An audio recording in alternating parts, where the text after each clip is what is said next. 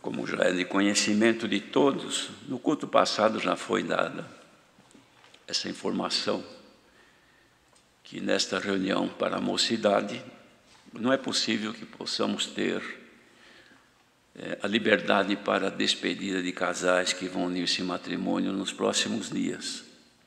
Não tem como, irmãos.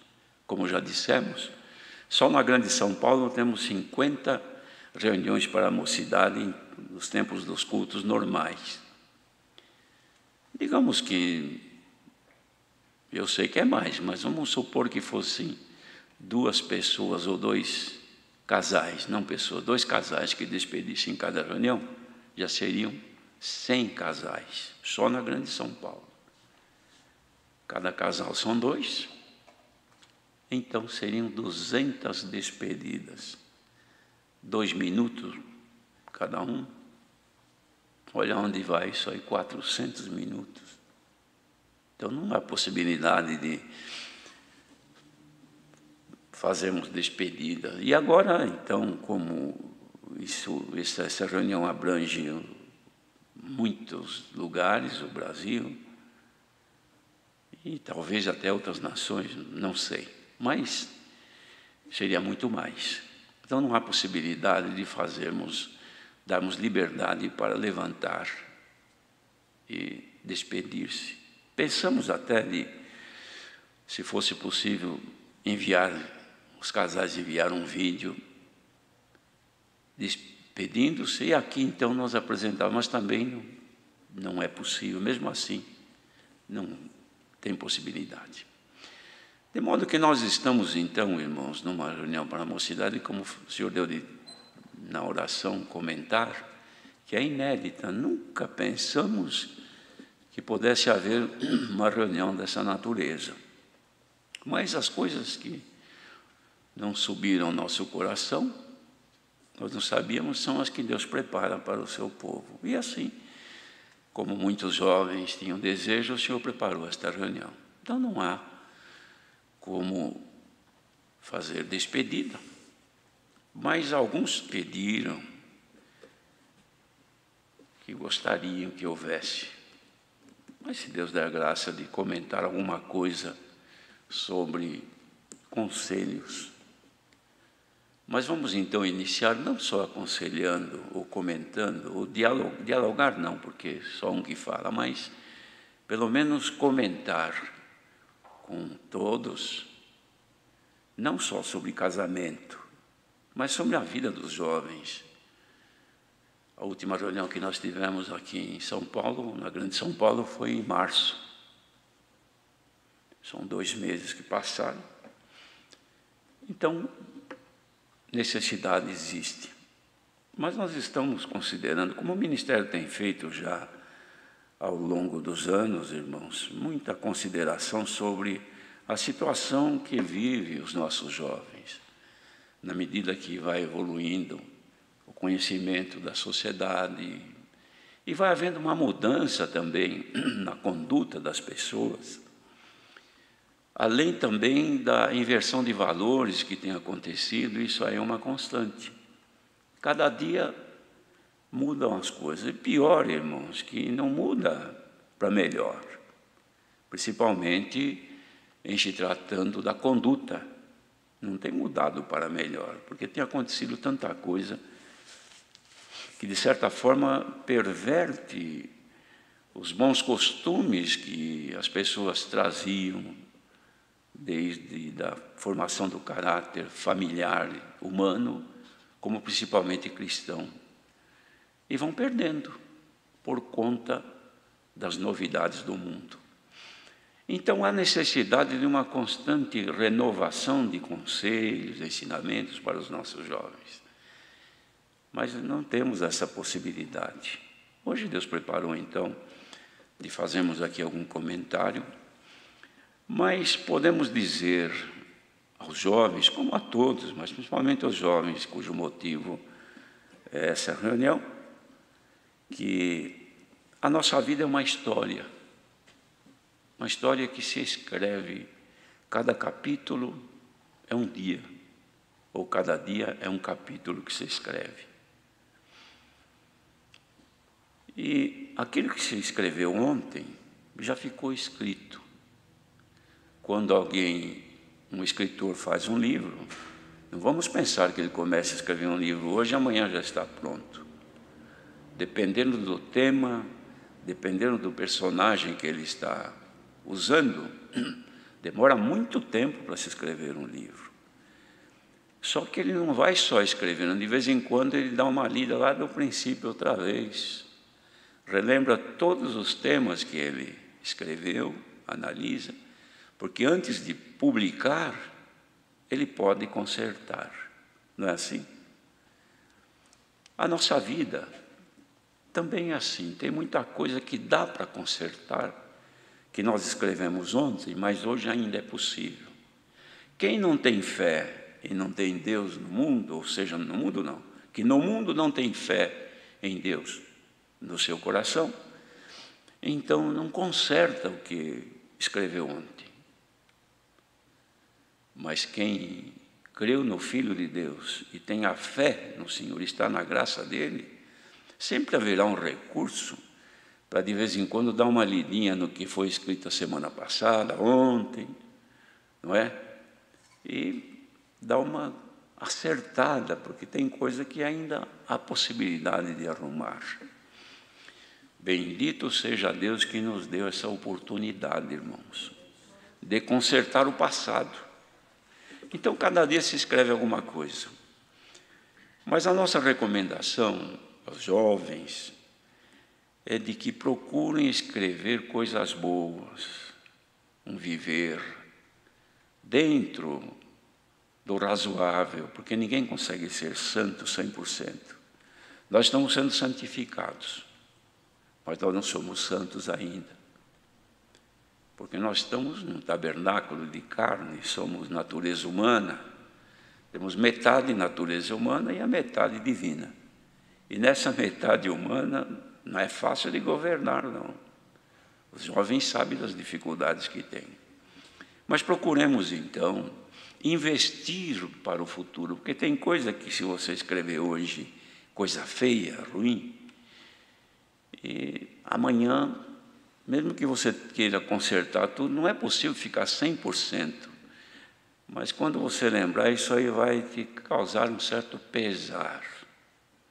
Então procuremos escrever coisas boas, o que consiste em boas obras, o bem, procurar fazer o bem, procurar andar direito, procurar fazer o melhor sempre, porque isso aí vai nos estruturando, isto aí nós vamos enobrecendo o nosso caráter de cidadãos, como seres humanos e como filhos e filhas de Deus.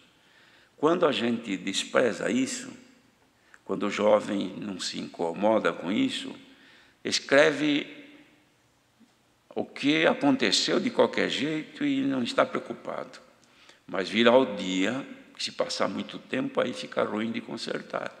Mas virá o dia que vai se lembrar e arrepender-se. Meu Deus, se eu fosse instruído, se eu tivesse um amigo, uma amiga que me ajudasse, talvez eu não teria praticado isso, ou cometido isso, ou caído nessa circunstância. Então, o conselho é bom e é necessário. Conselho para jovens nas reuniões da mocidade, eles não são preparados, escritos, estudados. Eles vêm na inspiração que Deus dá. E como nós sabemos que conselhos dados pelo Senhor são bons, ainda que colidam com os nossos princípios, mas vindo de Deus será sempre bom. Então deixamos aqui este cuidado que vocês devem ter em manter um caráter de cristãos. Se esforcem para serem fiéis, porque fidelidade é agradável a Deus. E não só a Deus, a própria sociedade. É tão bom conversar com uma pessoa que é íntegra, ou melhor, que tem integridade no seu viver e é fiel. Então a gente acaba confiando na pessoa, não no sentido de que ela seja alguma coisa importante para nos salvar, mas acreditar na pessoa, que é tão ruim conviver com pessoas que a gente não acredita nela. Mas aquele que adquire esta confiança pela sua conduta, pela força de alimentar um caráter cristão, vai reforçando o seu caráter e não deixa a personalidade também mudar.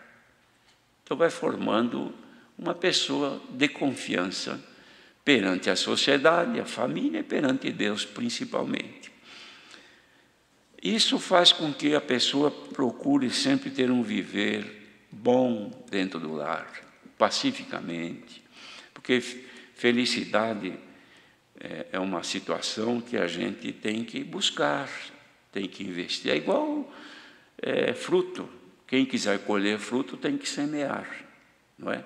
É claro que hoje se compra tudo já, porque alguém plantou. Mas alguém plantou para nós. Então, felicidade, a gente tem que semear para colher. Fazer feliz os que estão em volta de nós, nós teremos retorno de felicidade. Fazer os pais felizes, os irmãos, a família feliz, isso tem um retorno imediato. E não é difícil de fazer. É muito melhor conservar o bem do que o mal. Procurar ser sempre agradáveis no trato, na conduta dentro do lar, com os amigos. Procurem ser fiéis nas vossas amizades. Procurem ter integridade nas vossas amizades. Moço com outro moço, ou mesmo com outra moça. Ser fiel naquilo que faz, naquilo que mantém, enfim, no convívio e na amizade, porque isso é agradável a Deus. É tão difícil ou tão ruim quando a gente sabe que alguém que a gente depositou tanta confiança como pessoa amiga, depois vai ver que não era. E a gente diz, tanto tempo que eu alimentei com amizade com essa pessoa, pensando que ela era fiel comigo, mas não era. Olha aí o que ela me fez, o que ele me fez. Então procuremos conservar coisas boas. Como disse, escrever cada dia, como disse Jesus, basta cada dia o seu mal, não é?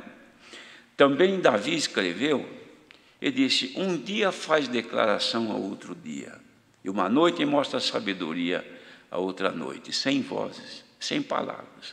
E nós fazemos o mesmo, procuremos buscar aquilo que é agradável aos outros, pois também o retorno será agradável para nós. Termos os cuidados em tudo daquilo que é necessário para mantermos boas amizades. Tem pessoas que não conseguem ter amizade com ninguém. Logo se desentende, logo cria inimigo. Então arruma uma amiguinha hoje, semana que vem já não é mais. Mas não gosto mais dela por isso, não gosto mais dele por aquilo, e assim por diante. A pessoa que é assim, não se fixa, não se firma em propósitos. Ela está sob o efeito do vento, ou de quem está na água e as ondas levam para qualquer lugar. Mas os que são firmes nos propósitos, claro que propósitos bons, sempre terão firmeza no seu viver. É necessário, mocidade, procurar sempre, como nem todos os lares dão esse tipo de educação, mas é preciso buscar, porque o que não se aprende dentro de casa pode se aprender fora, coisas boas, claro. E isso aí trará para todos vós um futuro bom. Também procurar sempre investir no conceito de família, aquilo que edifica a família. Ajudar, por exemplo. A ajuda é uma virtude que nem todos têm isso. Mas procure ser ajudantes em tudo. Quando vê alguém em dificuldade, procure ajudar. Quando vê um idoso que está em dificuldade, tenha a disponibilidade ou a disposição de ajudar. Numa condução, por exemplo, vocês estão ali viajando no ônibus, no metrô, em qualquer lugar, e apareceu alguém uma idade maior e não tem onde se sentar, seja gentil, procure oferecer o que é bom, mesmo que a pessoa não te diga um muito obrigado, Mas boas obras, Deus observa e registra por nós. Cada um tem uma conta nos céus. Isso não é só educação. Boas maneiras, isso aí faz com que nós estejamos crescendo no bem perante Deus. Uma das situações que a inversão de valores provocou no mundo, antigamente, alunos na classe e professores, o relacionamento era de um respeito muito grande. Respeitar o mestre, o professor, era o dever dos alunos. Os pais ensinavam os filhos a ter respeito com os professores. Hoje não é mais assim. O aluno não chama mais de professor, chama de você, não respeita, contende, briga, se exalta perante um professor, perante a professora. Vocês veem que nas escolas por aí, a maioria tem assim uma conduta jamais vista no passado. Mas isso aí hoje, para as pessoas, ou seja, para a juventude que não conhece a Deus, isso aí é qualidade. Briga com o professor, briga com o diretor da escola, enfrenta e assim por diante. E depois paga a pena, mas mesmo pagando, não reconhece. Por quê? Porque os valores se inverteram. Professor e professora que eram dignos de respeito e todavia são desrespeitados, humilhados, desfeitos, e eles estão fazendo um bem, eles estão investindo no nosso conhecimento. Então, procurem ser diferentes do mundo, porque o que enaltece a esposa do Senhor Jesus é como, por exemplo, olha, numa cidade pequena, isso é uma comparação que me veio avante agora. Muitos moços, moças, e de repente alguém, moço, filho de alguém muito rico, ficou gostando de uma mocinha dali e começou a namorar com ela e se tornou noivo. Esta menina, esta moça, sabendo que é noiva do filho do seu fulano, um fidalgo, né, filho de alguém importante, o que ela faz? Ela toma cuidado agora. Espera aí, eu não posso mais andar com a meninada por aí, brincando e fazendo tudo quanto é coisa, porque agora, primeiro que eu já estou noiva, e noiva com alguém que tem um nível muito alto, eu não sei nem por que ele ficou gostando de mim e está querendo casar comigo. Então, eu preciso ser diferente. Tanto é que as roupas que eu tenho hoje já não são nem mais daqui, é ele que traz lá do país onde ele vive. Ele é muito rico, ele sabe o meu manequim, ele quer me ver bem vestida, é ele que me veste. Até estes anéis que eu tenho aqui no meu dedo, estes colares que eu tenho, este brinco que eu trago nas minhas orelhas, foi ele que me trouxe lá de onde ele vive. Então eu tenho medo de andar com a meninada por aí e de repente alguém me roubar. Até tenho medo. Imagino se o dia que ele vem para namorar comigo, aqui em casa, e ele vê que eu perdi um brinco, eu não tenho mais o anel no dedo, o colar que ele me deu não está mais, a pulseira sumiu, o vestido rasguei. Não é mais ou menos assim? Bendito seja Deus, que a mocidade está sendo vestida e revestida da habitação que é dos céus. Não pode sujar, não pode rasgar. Foi pedido na oração para o Senhor enriquecer com os dons, são riquezas, são qualidades de Deus. Agora então já não podem mais misturar por aí e perder, porque quando ele vem para namorar, para estar conosco, e ele encontrar a gente sem aquilo que ele deu, ele pode ficar triste e até perguntar: mas cadê aquilo que eu te dei? E a pureza que eu tinha te dado? E a santidade que eu te dei? E a humildade? E a paciência? E o temor? Perdeu? Alguém te roubou? Você anda por aí sozinha? Que Deus não tenha nada que dizer agora. e que o Senhor pudesse dizer: tudo que eu te dei, eu estou vendo em ti. Glória ao nome do Senhor. Então, mocidade, havia um costume de dizer assim que a mocidade era a igreja do futuro. Na verdade, não é a igreja do presente, já é. A mocidade já é parte da igreja, faz parte dela. O futuro sempre existirá, mas está nas mãos de Deus. O mais importante é hoje, aqui, agora, nesta reunião da mocidade, que Deus encontre nos jovens qualidades e virtudes para escrever no dia de hoje. Quem sabe no dia 1º de maio de 2020, glória ao nome do Senhor. Davi escreveu assim: a minha língua é a pena de um destro escritor. Mocidade, receba de Deus na vossa língua agora a pena de um destro escritor. Escreva coisas direitas, que amanhã, quando você abrir nas páginas passadas, você possa ler e dizer: ah, meu Deus, que alegria que eu tenho. Me lembro do dia 1º de maio de 2020, numa reunião que não era presencial, e Deus passou na minha casa. Minha roupa estava suja, Ele lavou. Me deu algum adorno que eu não tinha. Santo é o Senhor. Então vamos escrever coisas maravilhosas hoje, e no dia de amanhã escrever melhor, porque nós devemos de crescer na graça e nas virtudes de Deus. Então, conduta no viver do moço, da jovem, da moça, deve ser preservada como boa. Procuremos, esforcemos.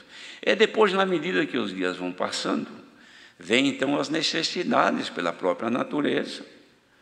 Logo, pela idade que tem, já começa a pensar no futuro, estuda, faz já, os que passaram pelos cursos anteriores já estão agora numa faculdade.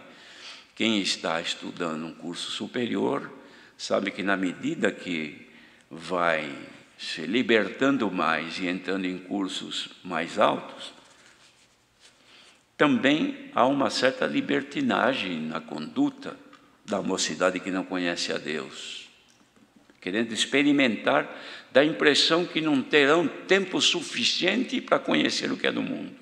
Quer experimentar tudo de uma vez. Tudo que é coisa que vem, o jovem que não conhece a Deus quer ter experiência, quer provar, e acabam se tornando reféns daquilo. Infelizmente, aqui perto tem uma universidade e existem certos dias que há uma reunião deles, é terrível de ver. Vocês nem possam imaginar. Como sabem, onde vocês estudam, como é que é a coisa. Mas você vê jovens perdidos, que dói no coração de ver. Qual o futuro deste moço, dessa moça? Os pais em casa, muitas vezes pensam que eles estão estudando e não sabem que eles estão se perdendo, se corrompendo, lamentavelmente. Mas os filhos de Deus enfrentam essa batalha. Então, quando vocês vão às vossas escolas, nas universidades onde estudam, nesse tempo, fujam, apartem-se do mal e da aparência do mal. Procurem fugir e absterem-se dessas práticas que são nocivas fisicamente, moralmente e espiritualmente. Conservem-se fiéis a Deus, porque nós temos ouvido testemunhas de reuniões de mocidade, mesmo nos cultos, moços que se formaram e vêm agradecer a Deus, diz: agradeço a Deus que eu passei tantos anos numa universidade, alguns até longe da família, mas Deus me guardou. Que entrei, orei a Deus, pedi que me guardasse e Ele me guardou. Saí, me formei sem haver me corrompido. Então ela pega o livro que ela escreveu, a vidinha dela, ou dele, e vê desde quando entrou, dá uma lida e vê, só tem coisas boas. É que a língua de um destro escritor ajudou a escrever. Olha, mocidade, e todos nós aqui presentes, se Deus nos der a graça de que nossa língua seja a pena de um destro escritor, porque imagina um escritor que não é destro e queira escrever com a direita, mas ele não é destro. Ele escreve hoje, amanhã ele não consegue ler o que escreveu. Não é? É o canhoto, né? O canhoto, ele só escreve com a mão esquerda. Mas se der para ele uma caneta, para ele escrever um lápis com a direita, é a mesma coisa dos destros, der uma caneta para a mão esquerda escrever. Ele vai tentar, não vai conseguir. E se conseguir, amanhã ele não consegue ler. Porque a sua escritura não foi boa. Mas se Deus der graça de nós escrevemos coisas boas, nosso futuro será brilhante nesta terra e na graça do Filho de Deus. Formação é necessário, estudar é necessário, ter uma profissão é necessário. O trabalho dignifica as pessoas. Não é obrigada a moça e nem o moço a se formar médico, engenheiro, enfim, qualquer curso na área do direito, seja lá do que for. Não é obrigação. É claro que se puder ir fazer, bom é que tenha esse conhecimento. Mas profissão precisa ter. E toda profissão torna o profissional digno do seu salário. E nós precisamos saber fazer. Inclusive, mocidade, aproveitamos aqui esse espaço. Podemos continuar falando? Louvado seja Deus. O moço e a moça precisam saber fazer as coisas, não é só encomendar, não é só exigir. Tem moço e moça que tudo quer que se faça para ele, a mãe tem que fazer tudo, e nunca se dedica a fazer. Ela deve ser dedicada também aos afazeres.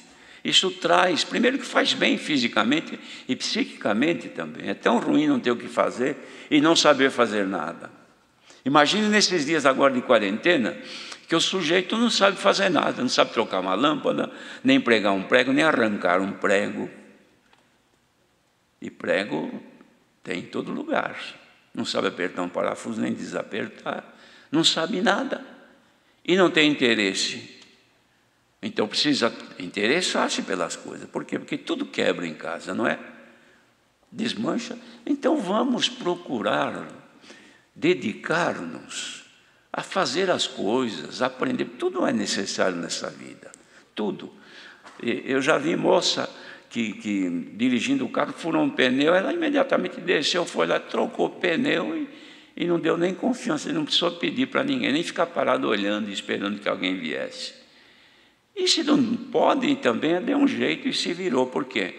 Porque tem iniciativa. Iniciativa precisa ter para tudo. Agora, o futuro exige que tenhamos iniciativa para as coisas e predisposição para fazer também.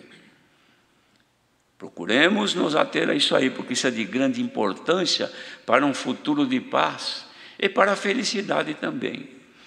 Outra coisa também que recomendamos é que, quando vai chegando o tempo, já sente a necessidade de constituir um lar, que Deus prepare um par. Se é moço, espera que o Senhor prepare uma irmãzinha para ser sua esposa e vice-versa. Isso aí é perfeitamente natural.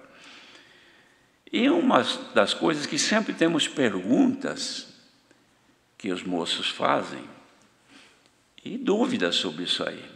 E às vezes perguntam, é necessário buscar a palavra para casar?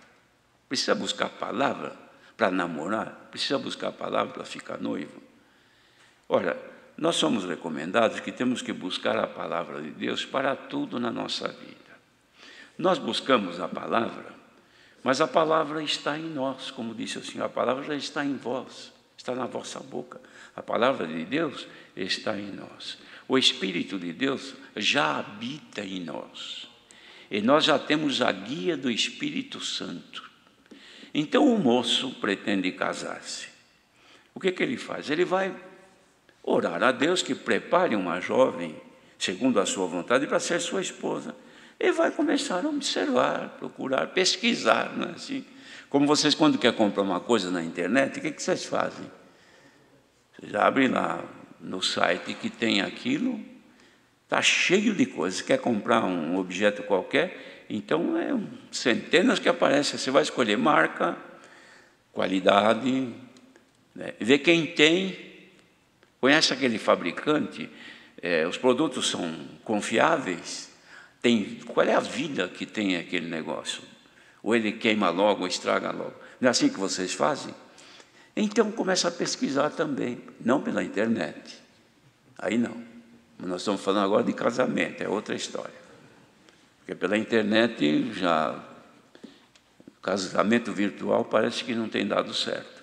Mas começa a procurar, achou uma irmãzinha que parece que houve uma certa atração pelo estado, fisicamente, pelo seu olhar. Conversou com ela, a forma dela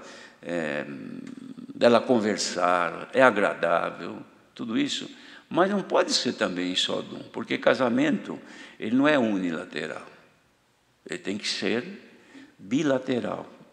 Ele não se casa na marra, à força. O casamento é feito em pleno consentimento mútuo. Então, é preciso que ela também tenha afeição por ele. Se não tiver, desista, procura. Antes de falar, não precisa falar primeiro.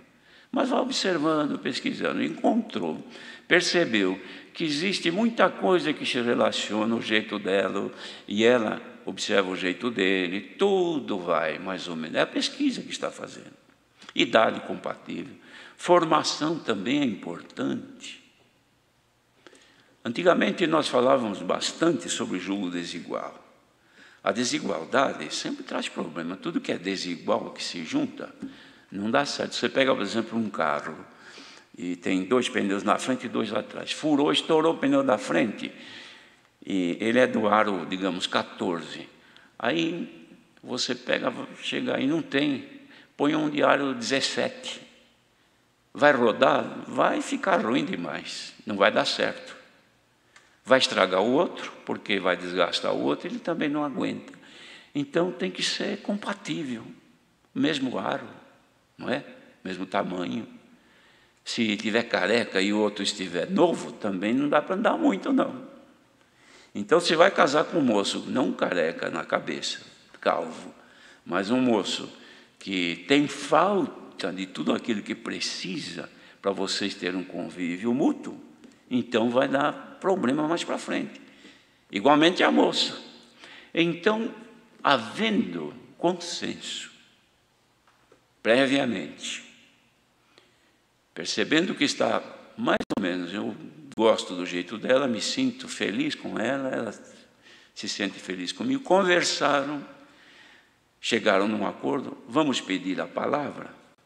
Se pedir a palavra, ou se o Senhor confirmar, que não precisa ser somente pela palavra, confirmações de Deus vêm de muitas maneiras. Quando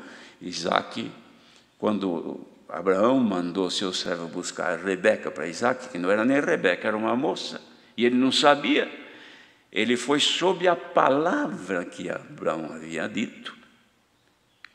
Então ele já estava com uma ordem de Deus, mas ele não sabia quem era. Então o que ele fez? Ele pediu um sinal, e Deus deu um sinal, que vocês todos sabem. Então sinais vindos de Deus também funcionam, porque vieram de Deus. Agora, uma vez que tem sinais de Deus pela palavra, ou de alguma forma que pela palavra veio, então precisa ter fé. E uma coisa, a mocidade, guarde este detalhezinho importante.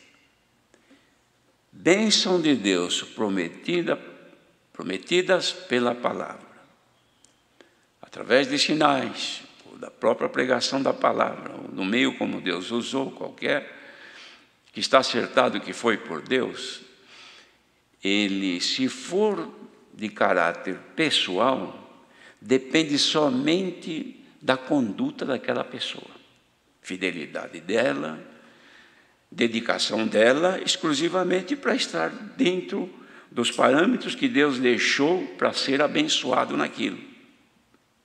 Agora, casamento, por que é difícil? Porque não depende de um. Estão fazendo um negócio perante Deus, pondo a palavra de Deus como âncora, mas é para a situação que depende de 2. Se um é fiel e o outro não é, então não dá certo. É preciso que dois sejam fiéis, para que a palavra se cumpra. Então muitos dizem, comecei a namorar, busquei a palavra, fiquei noiva com ele. A palavra confirmou, as famílias ficaram felizes, e agora ele me deixou. E a palavra? Então, é que a palavra ordenou bênçãos para a fidelidade de dois. Um não sendo fiel, quebrou a promessa. Deu para entender isso aí? Fidelidade, irmãos, é acordo contratual com Deus. Quebrou a cláusula do contrato com Deus, perde a garantia. Não tem garantia mais de bênção. Infelizmente é isso que acontece. Então, quando se pede confirmação para casamento, o Senhor confirmou, estamos convictos, agora nós vamos orar a Deus para que Deus nos guarde fiéis a Ele. Eu fiel com você, você comigo e nós com Deus. Por quê? Porque se nós formos fiéis, nós vamos nos casar, vamos viver tantos anos quantos o Senhor nos der de viver, sempre abençoados por Deus. De outra maneira, se um de nós deixar de ser fiel, quebrou, irmãos, a promessa da bênção. Por isso que gentes e mais gentes se confundem com a palavra e depois vem cobrar. Mas foi o irmão que pregou. Foi o irmão que pregou a palavra, foi da sua boca que saiu. E eles jogam na cara da gente isso aí. Que pregou que era da vontade de Deus, meu casamento, o meu noivado, que Deus não aprova noivado, porque namoro e noivado é consequência para o casamento. Ou seja, o casamento é consequência do noivado. Porém, quando eu falo em casamento, é porque tem que se namorar e ficar noivo. Ninguém casa, encontrou na rua e já casou, não é desse jeito. Então Deus confirmou o casamento, entende-se que nesse pacote está o namoro e o noivado.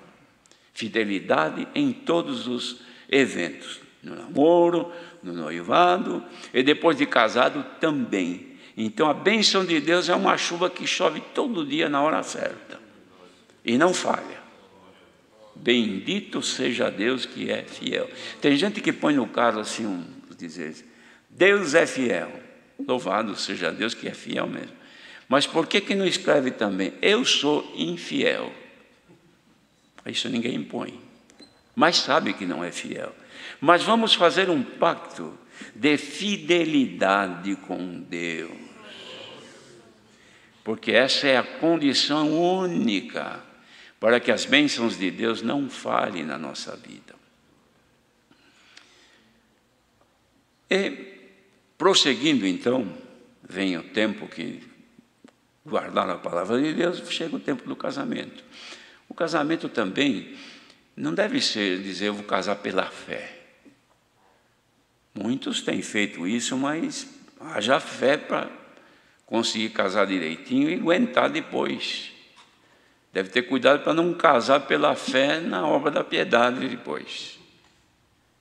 Casa sem a menor condição, mas sabe que alguém vai ajudar. Não. Aí ele fica na casa dos pais e ela na casa dos pais dela. Por quê? Porque não consegue. Então, a natureza nos ensina dessa maneira. Preparar, por isso existe namoro e noivado. É um tempo que se expõe a essa condição para preparação para a vida futura. Então, deve haver o mínimo necessário para ter uma vida a dois, independente dos pais. Porque quando casam e ficam no cordão umbilical da mãe dela ou da mãe dele, aí não vai para frente o casamento. Já emperra. Por quê? Porque está preso ainda na casa da minha mãe, na casa do meu pai. Isso aí não dá certo. É claro que os pais sofrem quando o filho sai de casa, a filha casou e foi. Mas é uma dor até boa, agradável. Por quê? Dói porque saiu de casa, mas alegre-se porque Deus já está encaminhando minha filha, encaminhando meu filho. Então, mocidade, guarde este princípio. É necessário, para o casamento, buscar a Deus que prepare. Antigamente, hoje acho que já não é mais assim, mas quando a moça chegava nos 14, 15 anos, começava a pensar no enxoval. Era juntar coisas para a vida futura. Nem namorado não tinha nada, mas já tinha intenção de se casar. Então ele ia comprando as coisinhas e fazendo, bordava, aprendia a bordar, a costurar. Hoje, tudo feito, tudo encomendado. Mas é bom saber, sim, porque todas as coisas contribuem para aqueles que amam a Deus. Então, conhecer e saber, conhecimento sempre é bom na nossa vida.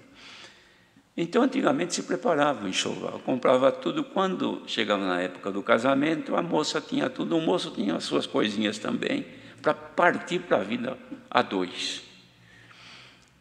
Mas no caso de nós que estamos nesta graça, além disso que é necessário, por mínimo que seja, tem que levar pelo menos uma maletinha na mão, não é? A moça vai para a sua casa nova agora, tem que carregar o que ela tinha, não é só a sua roupa, e mais alguma coisinha. Mas tem uma coisa que ela não pode deixar de levar, e nem ele, que é a caridade fraternal, a humildade, a paciência e o temor de Deus. Coloquem isso no vosso enxoval. Porque se faltar isso aí, a casa pode estar cheia com toda a abastança que tiver. Mas se não tiver paciência, é briga dia e noite. Se não tiver humildade, por qualquer coisa já empina e vai para frente, briga e contende. Se não temer a Deus, então são os dois que vão embora. E se não tiver caridade fraternal, um pouquinho de amor que tinha, era a mesma coisa dessas plantinhas que nascem no telhado. O vento seca e some. E o amor deve ser cuidado. Se não tiver caridade, isso aí logo acaba. E de repente tinha acontecido tanto, depois de poucos meses de casado, separar. Mas o que foi? Ah, não gosto mais dela, não amo mais ele, perdi o amor. Por quê? Porque não tinha essa virtude da caridade. E também nem a paciência, nem o temor, e nada que pudesse fazer uma vida sustentável dentro da palavra de Deus. Agora vocês imaginem. E as famílias? A família dela, a família dele, ficam tristes e acabam até com inimizades. Aí vem o dia da Santa Ceia, vão participar, a família dele não conversa mais com a família dela, separaram, ele está aqui, ela está lá, não quer ver mais a cara do outro, odeiam-se e amavam-se antes. Isso por que aconteceu? Porque não temeram a Deus, não se conservaram fiéis, e as bênçãos de Deus prometidas pararam de chover, pararam de cair sobre a cabeça deles. E o resultado é o que se vê abundantemente hoje em todo lugar e no meio do povo de Deus. Guardem estes conselhos, porque isso é importante para nós. E procurem também viver a felicidade de cada dia. Os casais, principalmente os que são recém-casados, procurem conservar a alegria de viver, o prazer de viver, o contentamento, o contemplar um ao outro e admirar. A moça gosta de ser admirada pelo esposo, de ser elogiada. Igualmente o esposo também gosta de ser agradado pela esposa. Quando começam cada um a criar dispositivos para viver separado, conta bancária separado, ela trabalha muitas vezes, tem um salário superior ao dele, então ela os submete a tanto vexame, humilha. Nada disso. Procurem também na vossa vida colaborar, ajudar um ao outro. Vocês vão ver o quanto é bom ser feliz neste mundo. Sabe por quê, mocidade? Porque passa muito rápido. Nossa vida é muito rápida. É como uma história que começa a contar e já terminou.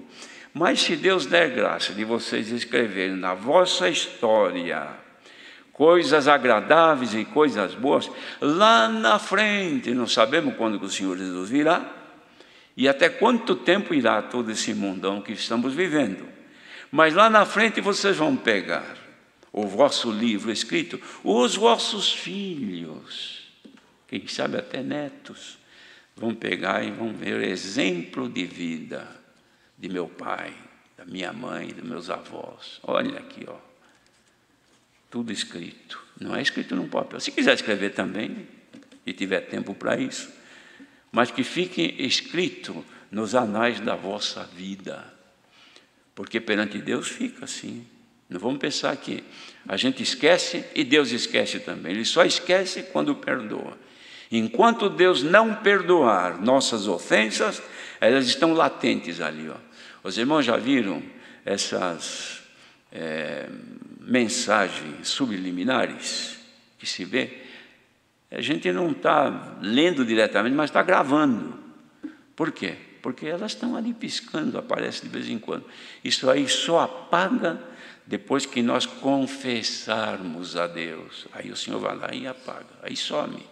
Mas enquanto não, isso aí você pode apagar do teu caderninho, mas perante o Senhor fica escrito, salvo se você reconhecer o teu erro e confessar ao Senhor. A bondade de Deus é imensa, Ele te perdoa e diz, jamais me lembrarei dos vossos pecados. Isso é bondade de Deus. É o que me veio avante de falar com a mocidade, que são conselhos antigos, mas que me parece que ainda estão valendo. É possível que hoje hajam já outros tipos de apresentações que provoquem na mocidade alguma reação assim, mais futurista. Mas isso que estamos falando era no passado. Vocês vejam que o apóstolo João já tinha escrito: escrevo a vós, jovens, porque venceste o maligno. Então, naquele tempo, a mocidade já brigava com o inimigo direto. E não é diferente hoje. Então, não mudou. Então, esses conselhos, junte com os demais, que vocês já têm, que são vindos de Deus nas reuniões onde participaram, e guardem para que o vosso futuro, diante de Deus e diante da nossa querida irmandade, família e sociedade, seja um futuro brilhante e que vocês lá na frente possam ter motivos para glorificar a Deus. Deus seja louvado. Amém. Agora, há vários servos de Deus aqui. Alguma coisa mais, irmão Valdemir? Deus te dá, venha. Irmão Eliel, nosso irmão Eliezer, o irmão, os demais aí que já não lembro o nome de todos, lá o irmão Vladimir. Louvado seja Deus, irmãos. Mas de tudo que se falou, vamos aguardar que, na bondade de Deus, Ele mande dos céus o conselho pela sua palavra. Antes, porém, com respeito aos que vão se despedir para casar, eu vou voltar. Antes, me veio avante uma coisa, que, aliás, eu acho até boa e pertinente. Existe lugar que moços e moças vão se casar e pedem para os irmãos do ministério, convidam eles para o casamento. Irmão, eu teria prazer que o irmão orasse no meu casamento. Mas tem lugar que, até servo de Deus, que eu não oro em casamento. Ué, por que casamento não pode ser abençoado por Deus? Não precisa de bênção de Deus. Eu não oro em casamento. Então, a partir de hoje está informado que é o vosso dever orar nos casamentos quando são convidados. É o pouco que se pode fazer por um jovem, irmãos. Olha aqui, tanto que o Senhor deu de falar até agora. Imagina o moço que vai casar, a moça que vai casar, que ouviu isso aqui, tudo está, que teme a Deus, está tão, eu creio, né? Creio que deve estar contente. Talvez não tanto pelos conselhos em si, mas pela oportunidade de alguém estar falando da vida dos jovens, digamos. Então, convido o irmão. Nós vamos casar, esse aqui é meu futuro esposo, está tudo preparado. Esse aqui é meu convite, e olha, temos prazer que o irmão vai. Eu não vou em casamento, mas que o irmão vai orar no nosso casamento. Também não ora em casamento. Então você não ora, irmão, para você mesmo? Para mim eu oro. Então você é egoísta. Você ora só para ti? Só para os da tua casa? Se fosse tua neta, teu filho, tua filha, você não orava? Então você faz acepção de pessoa. Se fosse filho de um amigo teu, um amigo, como se diz, amigo do peito, amigo de casa, você negava a oração? Bom, nesse caso, então você faz acepção de pessoas. Isso Deus não se agrada. Servo de Deus, a própria palavra já diz, é servo. Servo, irmãos, tem que servir.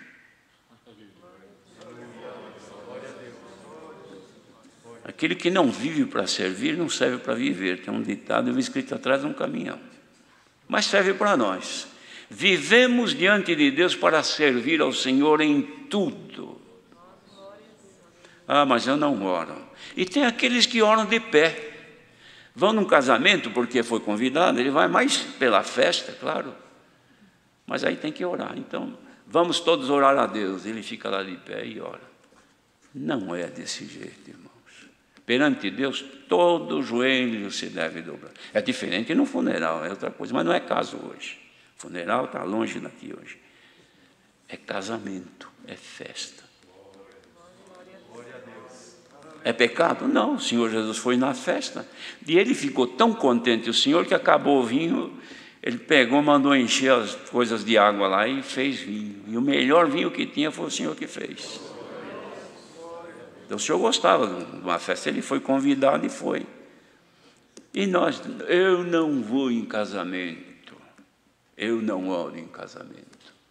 Então, hoje você, se você estiver ouvindo aqui, tu estiveres ouvindo o conselho que Deus está dando de passar, saiba que é o vosso dever, servos de Deus. E se não pudermos ir, e Deus preparar um outro irmão, que possa orar, também, irmãos, a oração não é exclusiva de ancião, de diácono, de cooperador e de cooperador de jovens. É claro que tem um prazer, e podendo, mas se não pode, tem uma missão para cumprir, ou um impedimento que não possa ir, então um irmão de bom testemunho, que tem um caráter bom perante a Irmandade, faz a oração a Deus e apresenta.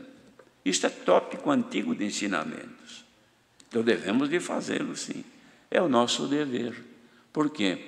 Porque devemos de orar sem cessar uns pelos outros. Então, não vamos fazer acepção de pessoas, porque ele nem conhece essa gente aí. Pois é aí que você tem que ir até mais cedo para orar, para demonstrar que você não faz acepção. Você abre o coração para todos. Glória ao nome do Senhor. Eu nunca ouvi esse ensinamento numa reunião de mocidade, mas como essa reunião aqui deve estar espalhada, não sabe nem por onde vai, quem que está ouvindo, então serve para todos nós. Nós que estamos aqui, que somos do ministério, alguns, ou quase todos, e para todos.